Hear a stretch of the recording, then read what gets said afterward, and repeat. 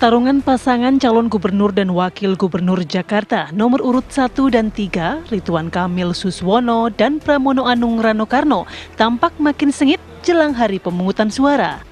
Pasalnya, para tokoh nasional makin terang-terangan mengendorse paslon jagoannya di Pilkada Jakarta 2024. Pasangan RK Suswono mendapat endorsement dari Presiden Prabowo Subianto dan Presiden RI ke-7 Joko Widodo. Sementara pasangan Pramono Rano mendapat endorsement dari dua mantan gubernur Jakarta, Basuki Cahayapurnama atau Ahok dan Anies Baswedan. Belakangan Pramono Rano mengunjungi kediaman Anies di Lebak Bulus, Jakarta Selatan. Kunjungan itu terungkap dari unggahan di media sosial ketiga tokoh tersebut.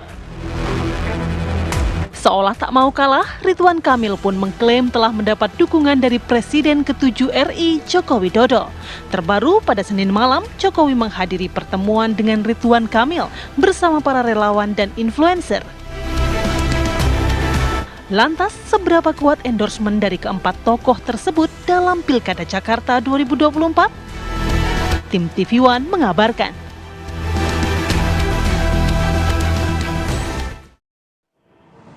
Ya, kita melihat informasi belakangan nih, mantan Presiden Joko Widodo turun gunung untuk melakukan atau berkampanye kepada paslon nomor urut 1, Ridwan Kamil dan juga Suswono. Tidak hanya sampai di situ, ternyata juga yang turun gunung juga nih nampaknya nih yang ditunggu-tunggu mungkin hadir juga di kampanye akbar. Karena ada tamu kejutan kabarnya ya, apakah ini nantinya ada Anies Baswedan dan juga Ahok yang diharapkan oleh Pram ini bisa duduk berdampingan dan juga bisa membawa anak Abah dan juga Ahokers untuk mendukung mereka di Pilkada Jakarta. Kita akan membahas mengenai endorsement politik pada pagi hari ini dengan narasumber yang sudah hadir di studio. Sudah ada Mas Furkon Amini M. Chan, Ketua DPP PSI. Assalamualaikum, selamat pagi Mas Furkon, sehat ya? Sehat, alhamdulillah. Kemudian juga ada Mas Cecep Hidayat, analis politik. Selamat pagi Mas Cecep. Selamat pagi. Baik, kita juga akan bergabung bersama Mas Aryo Seno Bagaskoro, ini politisi PDIP. Selamat pagi Mas Seno, Assalamualaikum. Selamat pagi. Selamat pagi, waalaikumsalam. Mbak Rati, Mbak Mala, selamat pagi. Baik, pagi Mas Seno, terima kasih waktunya dan juga bapak-bapak yang sudah hadir pagi hari ini. Mas Seno melihat ini nggak main-main nih Mas, setelah pertemuan dengan Prabowo Subianto, RK bertemu dengan mantan Presiden Joko Widodo, bahkan turun gunung dari Jawa Tengah ke Jakarta untuk mendukung RK. Khawatir nggak sih sebenarnya kalau dari sisi paslon 03 ini? Ya, secara kekhawatiran kami tidak mengalami kekhawatiran itu ya Mbak. Bukan apa, tapi karena memang sedari awal sudah diniati bersama oleh semua pasangan dari kami di PDI Perjuangan bahwa di pilkada, di perhelatan pemilu apapun namanya, restu yang paling manjur itu hanya datang dari Tuhan dan datang dari rakyat. Maka itu yang terus kami lakukan saat kami berkeliling, semua pasangan calon berkeliling melakukan itu. Nah, dalam konteks itu, Mas Pram saya rasa sudah konsisten, sangat konsisten untuk bergerak bertemu rakyat setiap hari ke berbagai titik, ke belasan titik setiap hari bertemu masyarakat. Sehingga saya rasa itu ditunjukkan melalui cerminan tren elektabilitas yang terus mengalami kenaikan. Di berbagai survei trennya mengalami kenaikan yang luar biasa. Kalau dibandingkan dengan Pak RK, kecenderungan elektabilitasnya kan mengalami penurunan di berbagai survei itu. Maka tentu saja ini adalah suatu cerminan bahwa yang dilakukan Mas Pram itu diterima dengan baik, diapresiasi oleh warga Jakarta. Dan oleh karenanya kita tidak akan kemudian mengubah format karena kemudian ada yang melakukan cara-cara tertentu. Tapi yang pasti sejauh ini kami masih sangat optimis dengan pencapaian itu. Apalagi ditambah dengan kenyataan bahwa Mas Pram sudah bertemu dengan hampir semua mantan gubernur di Jakarta yang sudah kemudian melakukan komunikasi yang sangat baik dengan Mas Pram. Ada Pak Foke di sana, ada Bang Yos, Pak Sutioso di sana, ada keluarga Pak Ali Sadikin, lalu kemudian ada Pak Ahok, ada Pak Anies. Ini semuanya yang kemudian pernah memimpin Jakarta dengan legasinya masing-masing, itu sudah memberikan berbagai kiat-kiat dan berbagi pandangan dengan Mas Pram. Jadi saya rasa itu adalah modal yang sangat besar dan suatu bukti bahwa Mas Pram dengan kepemimpinannya menginginkan adanya keberlanjutan dari semua gagasan-gagasan gubernur sebelumnya untuk dapat dilanjutkan substansi-substansi baiknya dan ditingkatkan yang masih belum selesai. Saya rasa sampai sejauh ini seperti itu, Mbak. Ya, Mas Eno, kalau Anda mengatakan tidak khawatir, lalu kenapa suara Ahokers dan suara anak Abah ini juga berusaha dijaring oleh paslon Pram Rano? Ya kan dari awal kalau itu artinya Pak Ahok dan Pak Anies itu komunikasinya sejak awal sudah kami jalin dengan baik. Jadi bukan hanya akhir-akhir ini, tapi memang dari awal sekali itu Pak Ahok, Pak Anies memang sudah melakukan suatu komunikasi dengan Mas Pram dan punya sejarah panjang. Kalau kita ingat Mas Pram kan sering cerita kalau dengan Mas Anies itu bahkan saat kelahiran putra pertama beliau Mas Dito itu sudah bersama dengan Mas Anies pada waktu itu. Dengan Pak Ahok pun juga sama, sangat lama proses perjalanannya. Maka tentu saya rasa ini bukan tiba-tiba, bukan suatu hal yang mengejutkan. Dan mantan gubernur yang ada di Jakarta ini, khususnya Pak Ahok dan Pak Anies, memang kan sampai kepada situasi hari ini itu masih sangat punya banyak sekali loyalis, banyak sekali pendukung yang militan, yang itu tentu saja menjadi suatu pemandangan yang menarik karena artinya demi Jakarta yang lebih baik ke depan, keduanya bisa kemudian mendukung Mas Pramono Anung. Itu menarik sekali. Baik, saya mau ke Mas Furqon. Mas Furqon, kalau di sisi Mas Eno ini sebenarnya nggak ada kekhawatiran, walaupun yang turun ini mantan presiden yang baru saja turun begitu ya, belum lagi ada pertemuan waktu itu dengan Pak Prabowo dan sebagainya. Tapi kalau dari sisi Anda, seberapa penting sih sebenarnya endorsement politik ini? Apakah memang penting sekali untuk mendongkrak elektabilitas dari RK yang sudah mulai turun, agak bersaing dengan 03, gimana? Kalau endorsement itu tentu penting, Mbak. Apalagi terakhir itu penelitian Kompas itu menunjukkan endorsement dari Pak Prabowo dan Pak Jokowi itu adalah endorsement terbesar di Indonesia. Dan itu adalah aset bagi Kim. Dan tentu Kim akan memaksimalkannya. Ya kan? Jadi tidak ada salahnya. Apalagi secara konstitusional juga itu difasilitasi, tidak dilarang. Nah, yang kedua, yang mungkin juga publik perlu diingatkan bahwa kehadiran Pak Jokowi dan Pak Prabowo itu sebenarnya ingin menyampaikan pesan bahwa keberlanjutan pemerintahan Pak Jokowi dan ke Pak Prabowo itu juga akan harus dilanjutkan. Ya, itu juga harus diiringi dengan sinergisitas antara pusat dan daerah.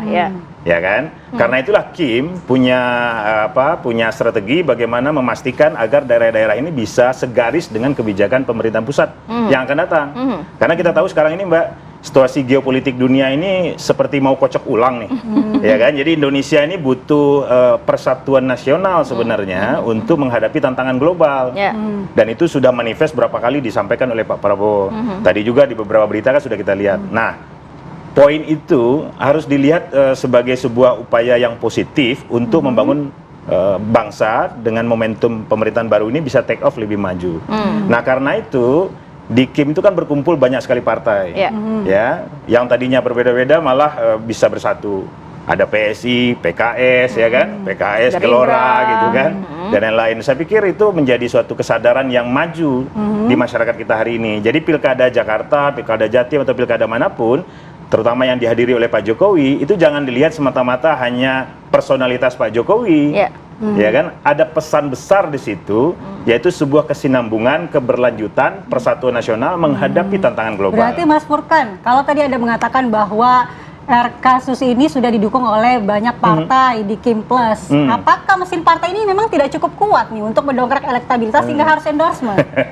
Enggak, kalau endorsement dengan dukungan mesin partai itu bukan sesuatu yang harus dipertentangkan. Dua-duanya paralel harus jalan, ya toh? Kemarin waktu diskusi dengan Mas Eno di Kim Malam juga sudah saya jelaskan bahwa partai Kim ini karena dia banyak, maka secara realistis pasti membutuhkan koordinasi yang banyak. Beda dengan PDIP yang main sendiri, nyaris gitu ya. Jawa Timur sendiri, kalau ada Jakarta adalah ada dua partai non parlemen lah, tapi kan nyaris sendiri. Sehingga kalau sprint memang akan lebih cepat tuh biasanya. Kalau banyak instansi membutuhkan koordinasi dan segala macam. Tapi pertandingan itu kan ditentukan nanti di hari akhir nih. Ini minggu-minggu terbaik sebenarnya kan, minggu-minggu menentukan. Saya kira kehadiran Pak Jokowi pada minggu-minggu ini itu akan sangat menentukan. Kalau di survei Kompas sebelumnya endorsement Pak Jokowi dan Pak Prabowo itu begitu tinggi, saya kira kalau ada survei pasca endorsement Pak Jokowi turun kemarin itu, kalau ada survei dalam minggu ini akan jauh lebih signifikan lagi. Oke, saya mau ke Mas Cecep, kalau melihat ini kan seberapa besar sih political endorsement dapat juga mempengaruhi dari elektabilitas masing-masing paslon. Kan kalau bentuk endorsement itu macam-macam begitu ya. Betul. Hanya ada pertemuan saja kah? Atau memang ada high context yang saya mendukung begitu kan? Itu kan dapat dimaknai berbeda-beda oleh masyarakat begitu. Ini seberapa penting sih atau seberapa besar efektivitasnya? Ya memang banyak variabel untuk menentukan elektabilitas dari seorang tokoh ya di sebuah pilkada. Saya akan sebutkan beberapa hal. Pertama, kalau kita bicara masalah pilkada, sebenarnya pilihan partai di pileg kemarin tidak sebangun dengan pilihan si calon kepala daerah. Jadi bisa jadi memang 01 didukung 14 partai, Kim Plus, dan 03 hanya 2 dan 02 ya. Itu belum tentu pemilih dari partai-partai yang bergabung di Kim Plus itu mendukung 01, bisa jadi seperti itu bacaannya. Nah itu yang kemudian diperlihatkan dari survei sebelum-sebelumnya ya, bagaimana tren 01 RK misalnya turun, kemudian 03 justru naik. Jadi variabel pertama itu tidak sebangun kongruen pilihan politik dengan tokoh. Kemudian yang kedua, sebuah pilkada ini lebih dideterminan tentukan oleh ketokohan dari si calon itu sendiri. Nah kita lihat bagaimana rekam jejak yang kemarin Jokowi sampaikan juga ya, rekam jejak dari RK, kemudian dari Dharma Pongrekun dan Pramono. Ya bagaimana kalau bicara rekam jejak ada 3 hal sebenarnya. Apa yang telah mereka lakukan sebelumnya, ketika jadi wali kota Bandung, kemudian jadi gubernur Jawa Barat, yang tengah jadi wakil kepala BSSN misalnya, yang terakhir Seskap selama 10 tahun, birokrat, pengalaman birokrasi yang kuat. Apa prestasinya sepanjang ini? Apa visi mereka ke depan yang kita bisa lihat kemarin ya di debat 1, 2, 3. Dari situ sebenarnya masyarakat Jakarta yang kaum urban, kelas menengah, visioner, rasional voters misalnya akan lebih terpengaruh. Gitu. Yaitu yang kedua. Kemudian yang ketiga, tentu kita tidak bisa menafikan juga bagaimana sumber daya logistik untuk mendukung ya proses ini berjalan semua.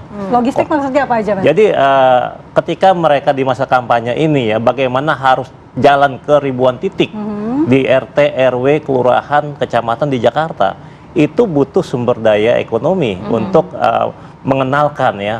Kita lihat bagaimana dari ketiga calon ini, siapa yang kira-kira sumber daya logistiknya relatif memadai. Oke, Mas Cecep, tapi nanti mungkin kita juga bisa mendalami selain tadi faktor-faktor yang mempengaruhi dari elektabilitas masing-masing paslon, tapi juga mencermati bagaimana endorsement politik ini tidak main-main, mantan presiden, kemudian juga ada Presiden Prabowo Subianto, dan duanya lagi adalah mantan gubernur Jakarta, anak Abah dan juga Ahokers yang mau digait. Nanti seperti apa kita tahan dulu ya, kita akan sambung lagi di segmen berikutnya dan tetap bersama kami.